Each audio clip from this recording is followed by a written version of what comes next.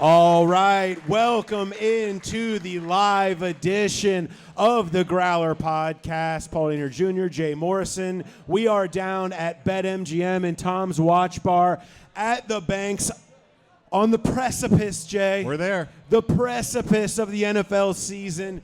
It's only, an hour and change away. Cowboys, Eagles kicking off on all these screens around us. Get your bets in now while you can. Bengals, Browns, 1 o'clock Sunday in Cleveland. We will be there. Thank God we made it. How many people here think the Bengals will be playing in this game next year? Will they be at home or will they be on the road? There you go. Excellent pandering, Jay. Excellent pandering. We're so excited to be down here. We've got a bunch of our friends from the media that we are going to make come up here and bring their hottest takes for the season. They are going to tell us the players they are buying or selling, and they're going to offer a prediction. It can be of the season. It could be of a stat. It could be of something that's going to happen. Whatever prediction they have in their back pocket, they are going to offer to us when we bring them all up here to the table. Charlie pulled me aside in the locker room today. He said, I want to show you something. And he pulled out a piece of paper. He has all of his takes written down on a piece of paper. He has many. He has come ready to go.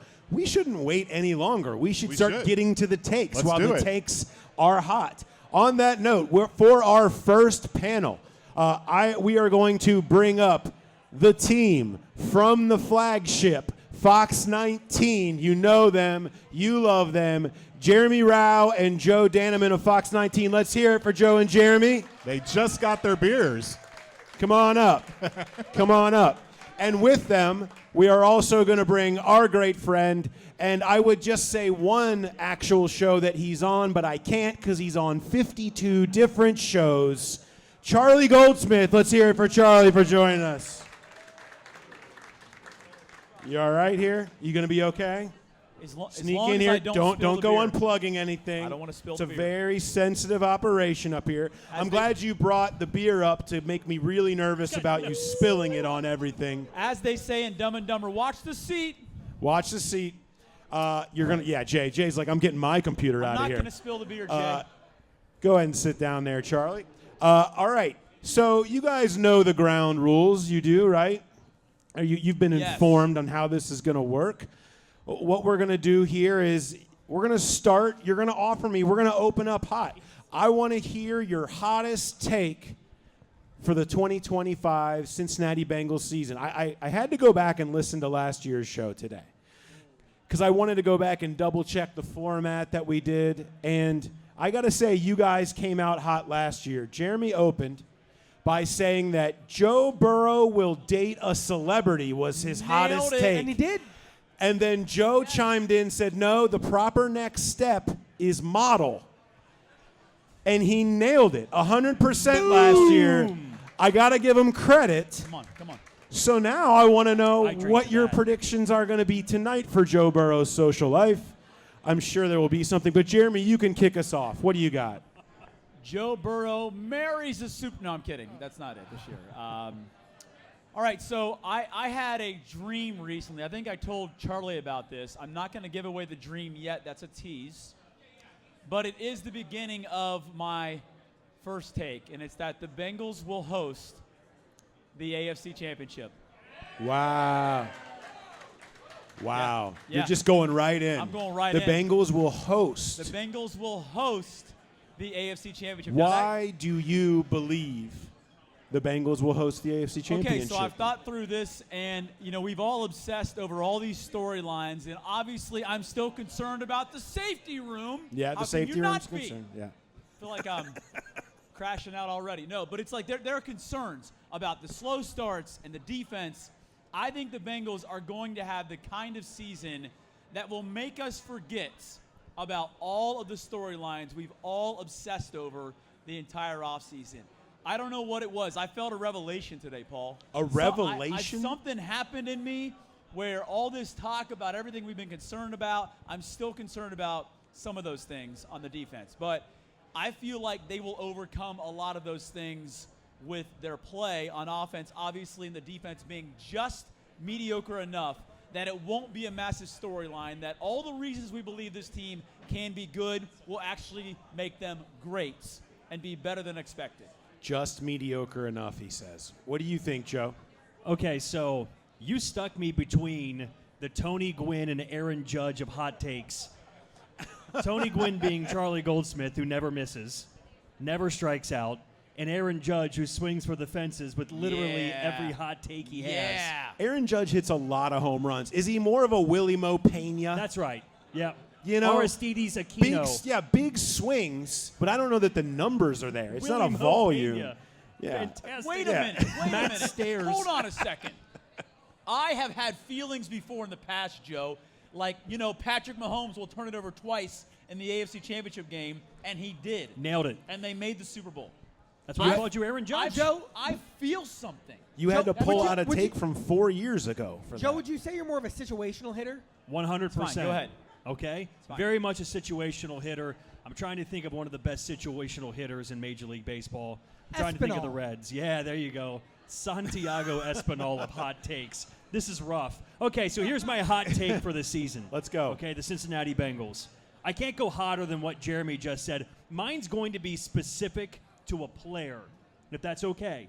Do whatever you want. I don't care. Chase Brown leads the Bengals in touchdowns scored Yeah. in 2025. Yeah, I like that. Okay. Good. Is he on your fantasy team? Yes, he Yeah, is. Yeah, there it is. Yes. Totally I selfish. targeted that cat in the second round, and I'm feeling great about it. Okay, so Jamar Chase scored an outrageous number last year, 17 touchdowns, won the Triple Crown. Chase Brown scored 11 last year, but really didn't start starting and be the bell cow until a quarter of the season was over.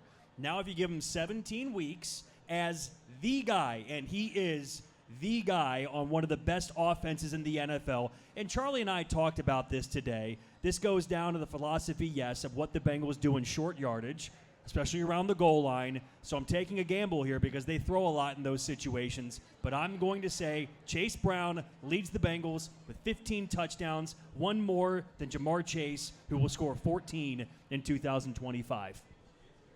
I like it. I know anybody here that has listened to our show has probably heard me say it, I don't know, 5-6 times I've done this rant over the last month. I could not be more all in on Chase You Brown. have the boost. I It's have over the here boost. on this I screen. did the Chase Brown boost just to re-emphasize for the weekend that you're going to want Chase Brown on Sunday to go over 90 yards, touchdown, and Bengals win. A Chase Brown game for the new running game to start them off as they kind of tweak things to fit him.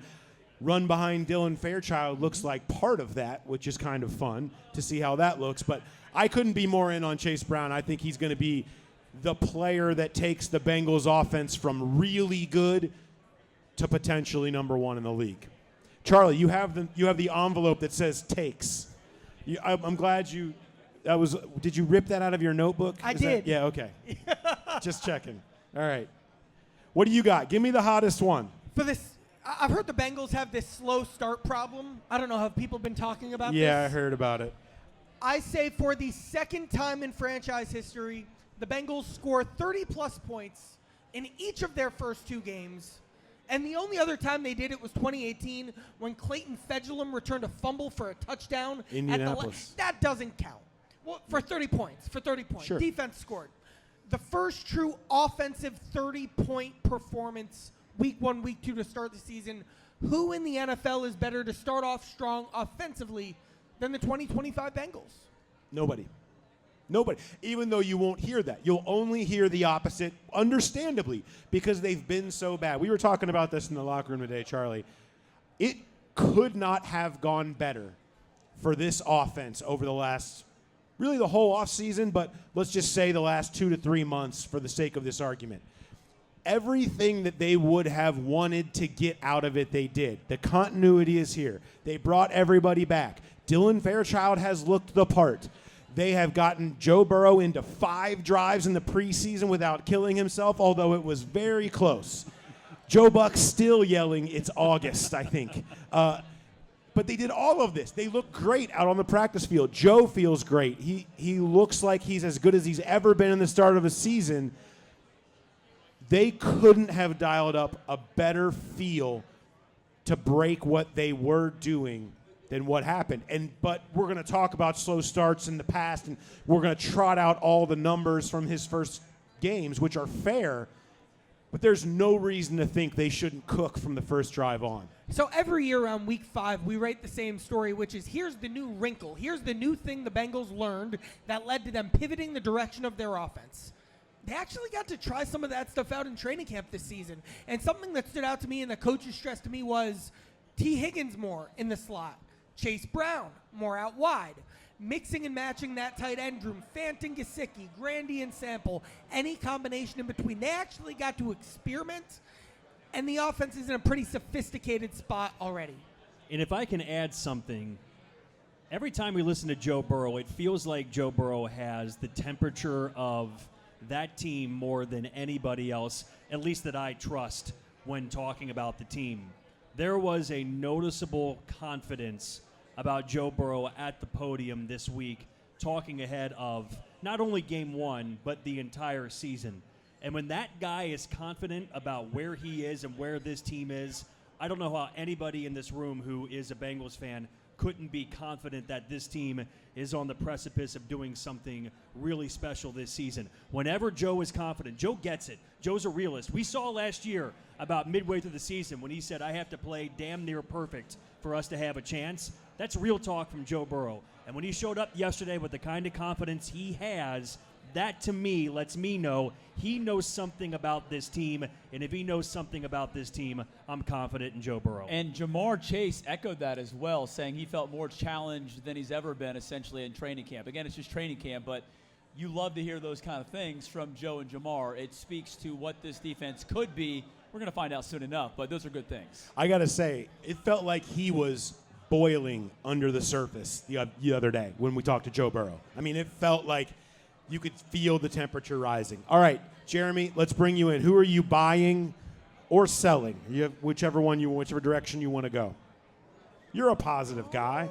Well, I'm leaning positive because, there are Bengals fans staring at me all night, and I feel like that's a good way to go. But they expect the real stuff from you, Jeremy. Can I go buy and sell quick? You do whatever you want to do. All right, I am buying Shamar Stewart. Okay.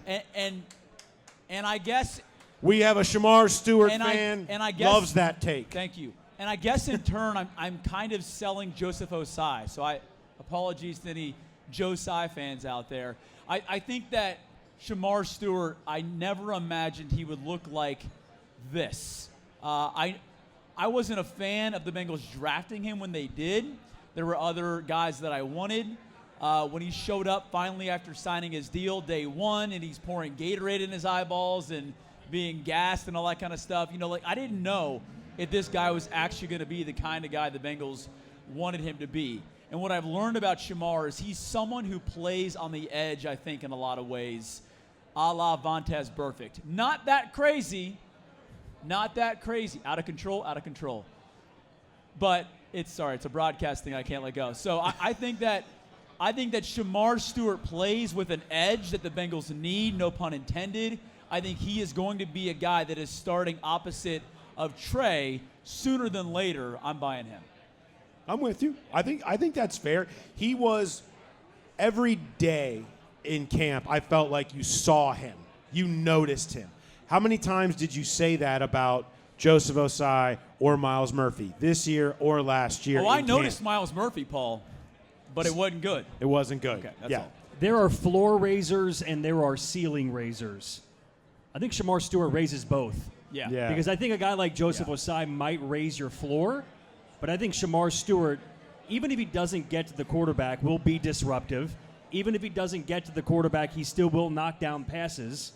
And if he does get to the quarterback, that raises the ceiling of what this team can be and can accomplish. So when you get a guy like that raises both your floor and your ceiling, that's why you draft him in the first round. Let me just say for anyone in the room that's listening or if you're watching this, I don't know if you can tell. You guys would all agree that Amarius Mims is like the biggest freak in the team, right? I mean, It's pretty obvious. You can see it anywhere. I don't know if you noticed it. Shamar Stewart, to me, is like ranked second. He's top 2. Yeah. I mean, the way he looks in person is striking.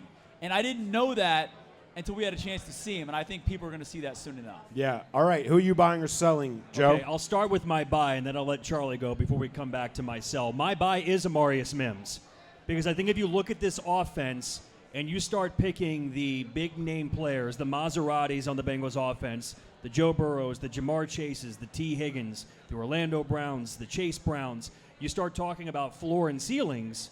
Is there anybody on the Bengals offense that you think has a bigger space right now still to go from their floor to their ceiling than Amarius Mims? Because, look, Joe Burrow is coming off a 43 touchdown pass season. Jamar Chase is coming off winning the Triple Crown. How much higher is their ceiling that they can go? Amarius Mims, we have no idea where this thing can go. Last year, he talks about playing just on talent, no technique. What was the number you talked about? He said, what, a 2 out of a 10 with his technique? Now imagine when his technique and his professionalism starts to catch up with his talent. The sky's the limit for this guy, and right now he's living on the floor, and this thing is pointing straight up. I think Amarius Mims has a chance to go to a Pro Bowl in year number 2 as a bookend right tackle. I don't think there's a player on this team that has a bigger space still to go from their floor to the ceiling. I am buying Amarius Mims. I mean, there's no doubt. I mean, he does have a lot of space from the floor to the ceiling, from toe to head. There's no, I mean, you don't get bigger than that. It still blows me away. Like, we have been around this guy now for a year and a half, and I still, when we walk up to talk to him, I'm always like, Jesus. You know that scene in Blue Chips when Neon Bedeau walks when into he the walks in the door and ducks under? That's what it looks like when he's walking around NFL players. Yes. And these are some of the biggest people on the planet, and he looks like Neon Bedeau in a kindergarten class. And he moves like Neon Bedeau. It's unbelievable. Yeah, absolutely. I don't know who that is. It's one of the great sports movies of all time. Out. Nick Nolte. Out. We owe it to him. Oh, I'm selling Watch Charlie. it. wow. All right, Charlie, we're going to need you to talk to go over top of the terrible thing you just said. What do you got? I'm not good at naming things. I think I'm going to go with like the Delta Club for this group of 3 players. The guys who racked up some frequent flyer miles this summer. That's Noah Fant, who went on his visit tour of fun. That's Dalton Reisner, who apparently maybe didn't go on as many visits, but certainly explored his options. And then Mike Pinnell, who went from Kansas City to Cincinnati at the end of the year. I think that this group, they're not going to win the Bengals games. If you've heard me talk about Dalton Reisner, you know I don't think he's that good. But I think that the 3 of these guys can have a similar impact as the group that turned the 2021 Bengals or took them over the top: B.J. Hill, Trey Flowers, Clay Johnston, Mike Thomas. No starters, Hill wasn't at the time, no super game changers, but they all had real moments. Clay Johnston on the 2-point conversion, Trey Flowers against Mark Andrews, Mike Thomas leading that special teams unit, and then B.J. Hill starting in the postseason. Even though, again, my expectation on Reisner, who has the most buzz of that group, are the lowest, I think Fant, I think Reisner, I think Pinnell each helped win the Bengals a game this season. You don't think I worry about Pinnell giving off Lawrence Guy vibes. Fair. I don't like that, and I just want to tell him to pull his pants up. Lawrence Guy was a bad scene. When you bring in an older guy at this time of year, Can we say he was just a guy? He was less than just He was a less guy. than He a was guy. an old guy. They played Zach Carter over him. I hope, yes. And then just immediately shipped Zach Carter out the building. I hope for Pinnell's sake that he can come in and still has some, they don't need much, but it also speaks a little bit to how they feel that is a bad spot in their room, which we've talked all offseason about how that felt like that room needed a little bit of energy. Did you have somebody coming back, Joe? Yeah, so I will sell on, and I think it's because he's a bit miscast in the expectation of what he has to be in 2025. I'm selling on Jordan Battle. And by that, I'm selling on the entire safety room. And that's not a hot take. That's a small disenchantment. That's not a new take here, right? The safety room, to me, is what is the most concerning part of this football team. And you look what the safety room has become by some of the elite teams across the NFL, and certainly at the team the Bengals have the crosshairs on to try to win the AFC North. and what they have in their chess piece of Kyle Hamilton. The Bengals don't have that. The last thing I did before we left the TV station to come over here for this podcast was watch 2 plays. It was Devontae Smith run down the field. That's a Super Bowl champion. That's the standard, running right past Jordan Battle for a long touchdown. And then Marvin Mims, in a game the Bengals had to have, run right past Geno Stone for a long touchdown. 50-yard plays, explosive plays, people that can take the top off of defense, can expose the Bengals' back end. And again, Jordan Battle is a little miscast because I think the consensus is right now he'd be your safety 1. He's your number 1 safety right now. I don't think he's supposed to be that guy on a roster, but he is here in Cincinnati. Now, dial back your memory. Think about draft night. There were discussions about the Bengals using their first-round draft pick on a safety. There were discussions on the Bengals. He had a great camp, too. Great preseason, day 1 Wait starter. till you see Malachi Starks for Baltimore. There were discussions on the Bengals using a second-round pick on a safety. The young man from Notre Dame that Al Golden coached that helped take them to the national championship game.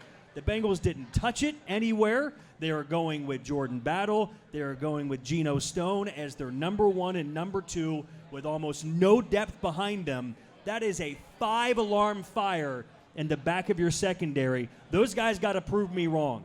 If you talk about guys that have to step up starting week 1 against Cleveland and throughout the season, those are the guys that have to prove me wrong if the Bengals are going to be what you think is an AFC championship contender.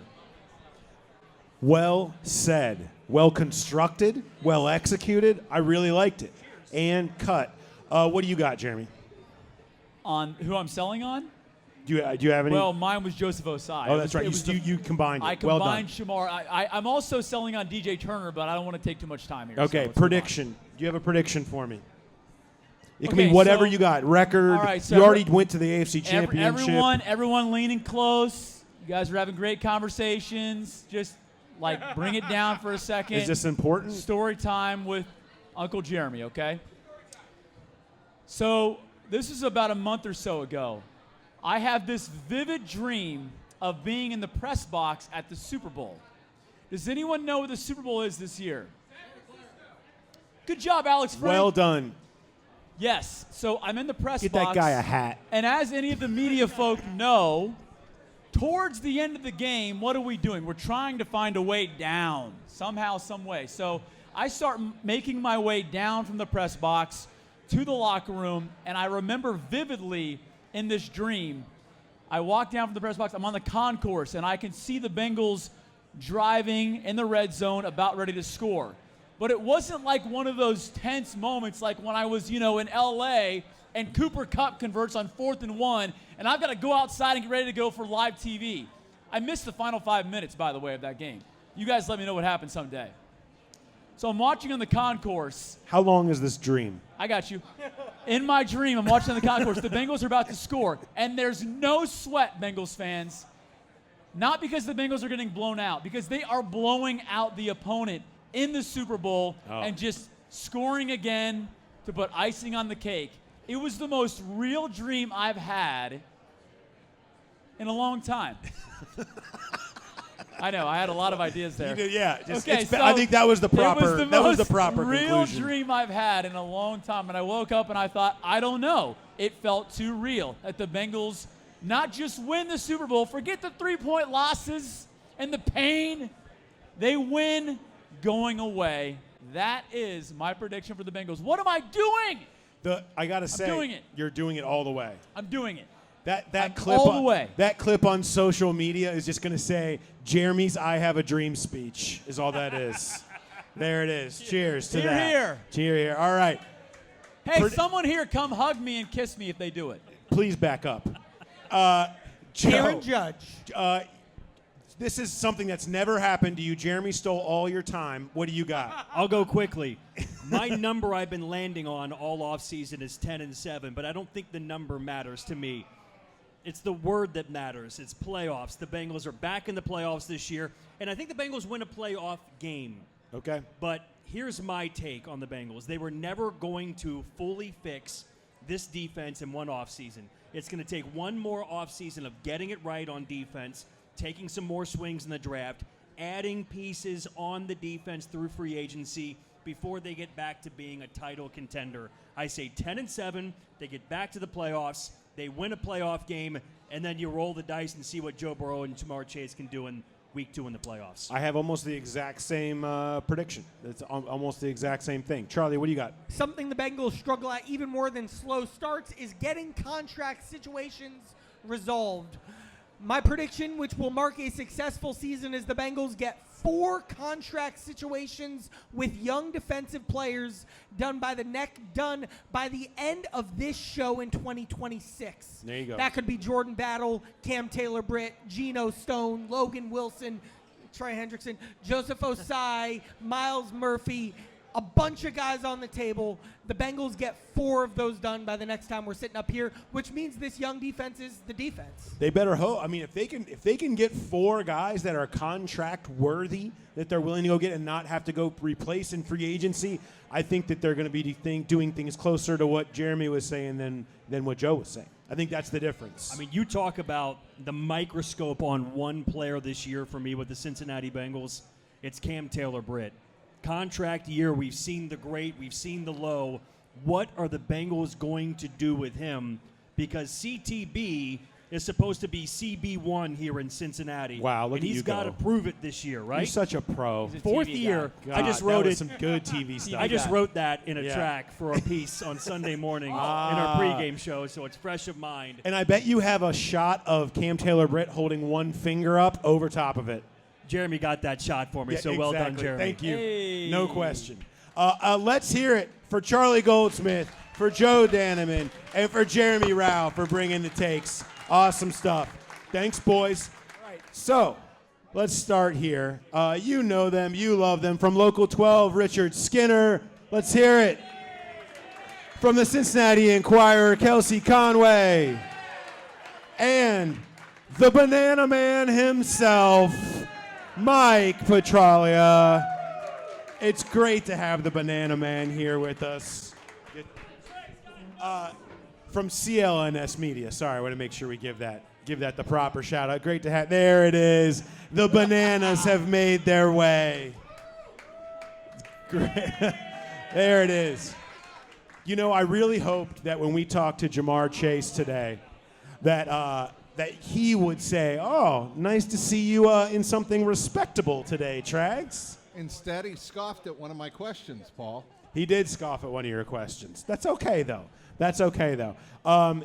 First of all, welcome. Good to have you guys back again. Great to be here. As regulars on the show. I hope you guys have been enjoying. Have you had a couple of pops? Have you? Just I'm that's on my, the first I'm on my one. third, just one more. So Yeah. we'll see how that goes for the rest So of the the night. takes are heating up, is what you're saying. All right, well, let's get right to it, shall we? Kelsey, are you going to be able to kick us off here? Have you come with the hottest take? Give me your hottest Bengals take. Let's get it going. Does it have to be a good one? I don't care what it is. You can offer the worst take available. I don't care. I am going to go with that Al Golden doesn't fix the defense. Al Golden doesn't. Wow. Now that elicited some boos. Al Golden doesn't fix. You just love being the villain. Apparently. Apparently. Why do you believe Al Golden doesn't? No, I really just had Fix to come the up with something that nobody else has picked yet Yeah, today. that's fair. So. That's fair. What are your thoughts on that situation then? It has nothing to do with him. I just think it's more about the talent. And do we actually think that, a new scheme, sure, he'll have new changes, but are some of the deficiencies that they had last year actually going to be fixed, even though they didn't do a lot to fix them? And that's more so where I come with that. It has nothing to do with Al Golden and what he can do. It's more so, is he going to be able to cover up the holes that they didn't fix? Fair enough. I mean, I don't know how you can't have doubts about one person's ability to come in and fix the defense when it's a lot of the same guys. It's a lot of the same problems that you're working through even right now. And it's not like people didn't think Lou Anarumo was a good defensive coordinator. Right. The guy was really good here. He was here for 6 years. So I think that's beyond fair. Trags, where are you at? What do you got for your hottest take? Hottest take for me, it's all about the offense. There it is. in Did you Cincinnati, write right? Now we Hang have. on. That's a Did good you drop. write What a notes, old callback. man? Asking really for the write 15 notes? and I 2. have to organize my confused brain, Skinny. Okay, I all have right. to organize. Well, read your notes. So anyway, I'll turn my notes over. I got to memorize. So my hottest take, it's all about the offense in Cincinnati, right? Everybody knows that. Yeah. And all about Joe Burrow. Andre Yoshivash with 4 touchdowns, rookie year of 23. He had 6 last year. I think he's going to improve upon that fourfold this year. He's going to have 10 touchdowns receiving. And I'll go one more. I think the Bengals are going to have 3 receivers with double-digit touchdown receptions, Jamar, T, and Andre. Wow. That feels very hard to do. It does, but given all of the resources, Paul, that are dumped into this offense and how much Joe Burrow loves throwing touchdown passes, and He for does good love reason, throwing touchdown passes. It's true. I think, and I think half of those Andre touchdown passes will be in the red zone because he is an absolute weapon in the red zone. I don't doubt that. My thing is, I just feel like Joe loves to spread it around so much. They have so many weapons. I mean, who's that taking away from? If you do, to me, I like the Yoshi pick. With you're saying maybe you're going to lose T for 4 to 5 weeks or something, like he has an injury, or Jamar goes out for a month, and then I could see Yoshi being the one that quickly steps in and racks up some touchdowns there. All 3 going over do. would be quite a scene. But I like it. I like how hot it was. Skinny. All right, to Kelsey's point, I believe in Al Golden, but I do think it's another offseason that's needed to not completely fix this defense, but fix it even more.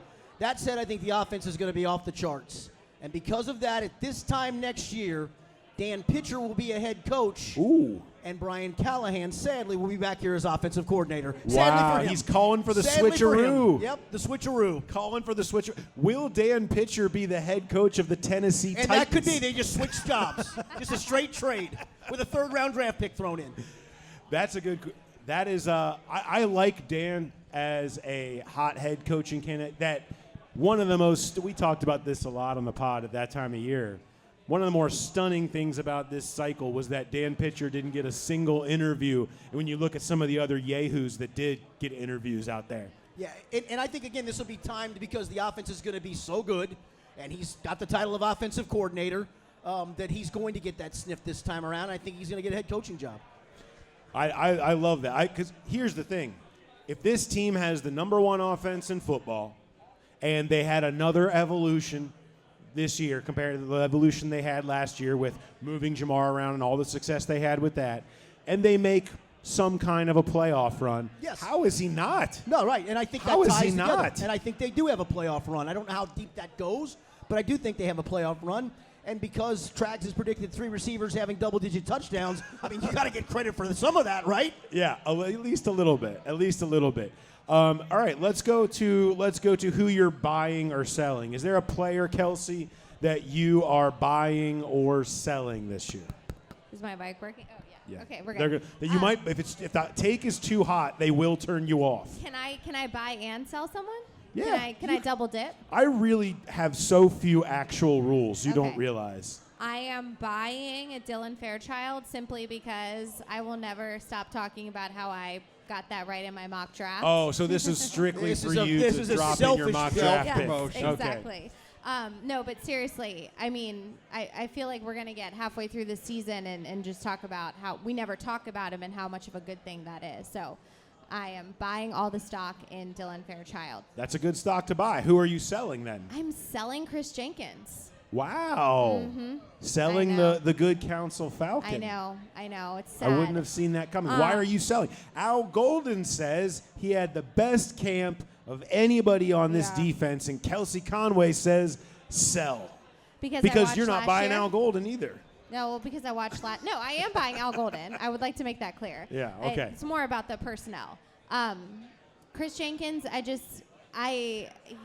he had a good camp, but I just don't think that for a second-round pick and what they need of him, I just don't think it's going to deliver in the way that expectations for a second-round pick. So I'm selling Chris Jenkins. Okay, that's fair. I mean, It wasn't good last year. And I love how we get to keep hearing about the thumb. Was this the worst thumb injury that's ever happened? He could never recover. The cast is off. Right. The thumb is healed. He was still able to play. He so was. it must He have played not a lot. been that bad. Yeah. He played a lot. I looked it up today. I had the 100 top qualifying interior defenders in win rate last year. He was 93rd. Okay? It was awful. Supposedly it's better. He had a great camp, but will we see it? Huge X factor in the season. Trags, what do you got? All right. I preface this by saying this was going to be my. They're hot already take. laughing at your take. They I they know. know. That's why They I'm know like, it's oh, going to no. be bad. They I'm turn about to- they know turn I'm you about to off. say They laugh at something you. stupid, which is not unusual. If you watch the Jungle Roar podcast, you know that. Oh, there you go. Nice drop Love on that Jungle Roar plug. podcast. Love that There we plug. go. But anyway, this was going to be my hot take. Instead, it's going to be my buy, and that is Shamar Stewart will be the replacement for Sam Hubbard by week number 3 of the season. He will step in and play so well that I think by the end of the year, he will be in consideration for Defensive Rookie of the Year. Defensive Rookie of the Year in Yes. consideration. Receiving votes, perhaps. Perhaps, but I'm buying high on Shamar Stewart after all of the drama in the offseason, after everything that both sides went through to get the deal done before training camp, the rookie deal and all of the default garbage. Once that was out of the way and he showed up, it took him only 2 days to really get into football shape, and I thought it would frankly take longer. He was contributing in camp practice, and you could tell that right away. I thought his performance in the 2 preseason games on a defense that was horrid in those 2 games was actually pretty good. So I'm buying on Shamar Stewart. Would anybody in here like us to spend the next 10 minutes breaking down the default language in Shamar Stewart's contract again? Truly one of the worst times in my life. We were down That's bad. why it's Just awful. Yeah. it was hot garbage. It was hot garbage. I'm done with it. Skinny, who are you buying or selling? I'm gonna double dip too. I'm gonna buy and sell both. Okay. I love this guy going into last year. He had one of the greatest interceptions you're going to see in maybe Bengals history, and then it caved, and then it came back at the end of the year, and I think that talent's still there. I'm all in on buying on Cam Taylor-Britt. I think he played well down the stretch, new coordinator, gets a chance to reset, and I think he will reset in a big-time way. I really like Cam Taylor-Britt. And I hate to do this on the sell, because I told you in the locker room who my sell was, and that's the only direction I was going, but then Cam Taylor-Britt was a buy. I'm going to sell Logan Wilson, man. I hate to do it. I just hate to do it. He just looks old and slow, and I hope I'm wrong. A smattering of both. I get it. I like him a lot. He just honestly 3 years ago I think I predicted he'd be a Pro Bowl player in one of my prediction columns. I thought that's where he was trending, but then he's had an injury here and an injury there and an injury here. And unfortunately in this league, you know it, man. Injuries age you like that. They do. And it feels like that's where we're at with Logan Wilson. And to Skinny's point, you know why I think they invested 2 of their 6 draft picks in rookie linebackers? It's to keep Logan Wilson around, make him more of a downhill, in the middle of the field player, and allow Demetrius Knight and to a degree Barrett Carter to come in and give him a blow if he needs it. But that's why they did that. I think the team loves Logan Wilson. I think the coaching Teammates staff, made him a captain. and obviously Al Golden loves him. He coached him back in 2020 and 2021. But to have 2 younger, faster linebackers around him, I think that's going to help Logan this year, but I don't know how much. And to have him around to teach them how to be pros. And I don't think either one of them probably need it because I think we've all seen how professional both those rookies are, but it doesn't hurt to have him around. There's a part of me that thinks by week 6 to week 8, somebody else is starting at that other linebacker spot. I hope I'm wrong. Well, I mean, when the injury happened to him last year, there was thought he would come back. It was more serious. When you're at that age, you talking about knee injuries that you thought you could come back from, and you now you can. You wonder how residual that will be over the course of a season, from year to year. It's fair. I think it's fair to wonder about where Logan Wilson's at. It's also fair to understand why they took 2 linebackers in the draft to help compensate for that. Prediction. We're at a prediction time. Do you have any kind of a prediction for me, Kelsey? I'll go with my overall prediction, 10-7, which has been very popular tonight. Yeah. And I do have the Bengals getting into the playoffs, and I have them going to Buffalo in the divisional round and losing. I might have had I definitely had them losing in the divisional round. I can't remember who it was against. Baltimore, because I had them losing to Baltimore 3 times this year. The Ravens are nobody wants to hear it. I know it's not popular. The Ravens are the class of the AFC. Yes, they are. I know the Chiefs exist. I know Buffalo has Josh Allen. The Ravens roster is stacked. They have built properly around their star quarterback. Todd Monken is ridiculous in what he's done with that offense. And it's going to take some problems for the Ravens for them not to win the AFC North. Trags, what's your prediction? You know what you're doing there, Paul? What? You're shifting the narrative. Oh, is it shifting? Is it changing? You're shifting the narrative. No, I'm but sorry. I'm just watching the games and paying attention, I thought. I am going to go with 11-6 for the Bengals. 11-6? No, This Not is the 15-2? lowest. No 14. How and could 3. you No. do This is this? the most 15-2. pessimistic you've ever been. However, there is a method to my madness. That's the equivalent of you saying 2-14. Yeah, that's awful. There What is happened a stretch. to you? There is a stretch. 2 stretches in this season. The 4 games against Minnesota, Denver, Detroit, and Green Bay. Green Bay. Thank you. They are going to go 2-2 in that stretch, and then they are going to go 3-2 against the likes of Pittsburgh, New England, Baltimore, Buffalo, Baltimore. They're going to go 5-4 in those 9 games. They're going to lose 2 games probably, and we all know this. It happens every year. They're going to lose 2 games they probably shouldn't, but that gives them 6 losses. That means they're going to have 11 wins, no ties. So they're going to go to the AFC Championship. They're going to lose to the Baltimore Ravens. Wow. So you saying despite the 11-6, you're still covering up for that by saying AFC Championship game appearance. Wait, should we AFC talk about the fact Championship. that you both have picked the Ravens to win and Yeah. I haven't? What was your So- Super Bowl pick, Skinny? Ravens over the Packers. Ravens pack. We had the exact same Super Bowl pick. Yep. And I mean, the Ravens are the most. Look around. I mean, if you look at the odds up around on these screens, the Ravens are the most popular pick to win the Super Bowl this year. They've got a good team. Skinny, what's your prediction? So I want to do a stat on a player, but I'll give a quick final record prediction. I'm 11-6. I put games in likely win, likely loss, swing game categories. I had 7 likely wins, 3 likely losses, 7 swing games. And I swear, Paul, every year I've done this exercise, at least one of the likely wins is a loss, one of the likely losses is a win, and every year the swing games come down to about 7 games, and it's 4-3, so I get to 11-6 with that number. But the one I want to give you for a prediction, because I almost bought this guy in the buy-sell portion of it, Chase Brown will not only set the record, the Bengals single-season record for yards from scrimmage, he'll flirt with 2,000 yards from scrimmage. 2,000 yards from scrimmage for Chase Brown. I love it.